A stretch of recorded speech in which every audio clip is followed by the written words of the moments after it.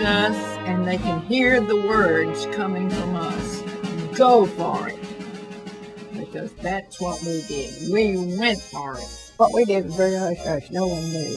I couldn't even tell Mother and Daddy what I was doing.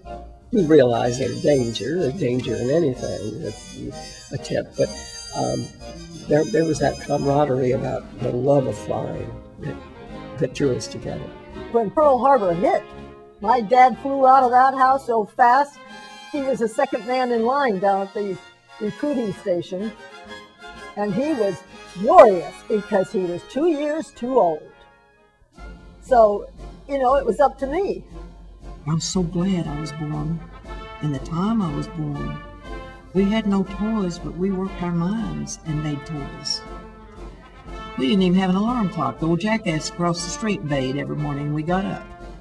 Ever since I can remember, every time I went to walk out of the house, no matter where I was going, my dad would look me in the eye and say, "Now remember, young lady, honor is your first consideration."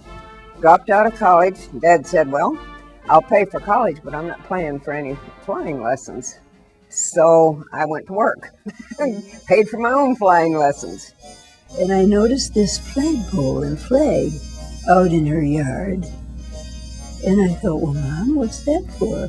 Well, she said, everybody who has somebody in service is supposed to fly a flag, and that's mine. Before I get out of an airplane, I take my comb out of my little pocket, I take my lipstick, I take my hat off, I brush up my hair because I'm a woman pilot. I just want my grandchildren to be mighty in spirit. That's a better word, mighty in spirit, and to be able to stand alone. Because love has no boundaries and no frontiers. You can cross the world. You can love somebody on the other side of the world. Dear God, be good to me. The sea is so wide and my boat is so small.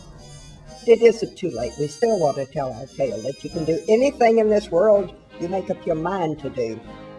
And that won't change. That didn't change in the 20s or the 30s, and it hasn't changed in the 90s, and it won't change in the 2000s. It's still up to you to make up your mind what you want to do and do it.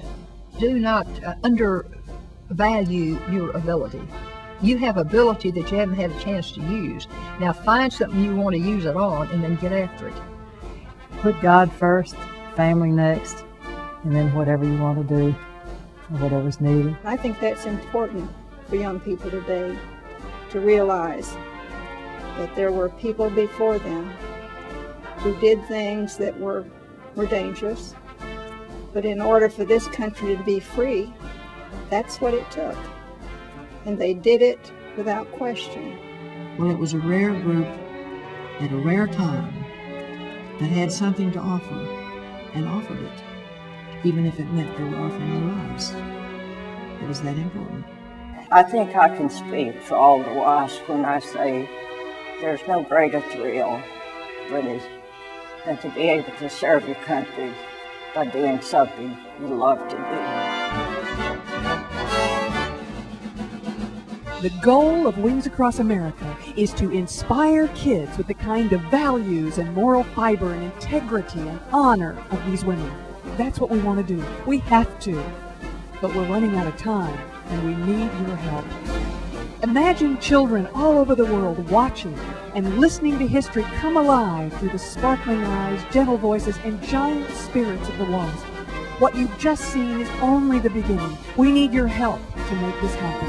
Help us give kids the hope that the WASP can share with them. You can do anything as long as it's the right thing to do and you put your mind to it. They did. They still are.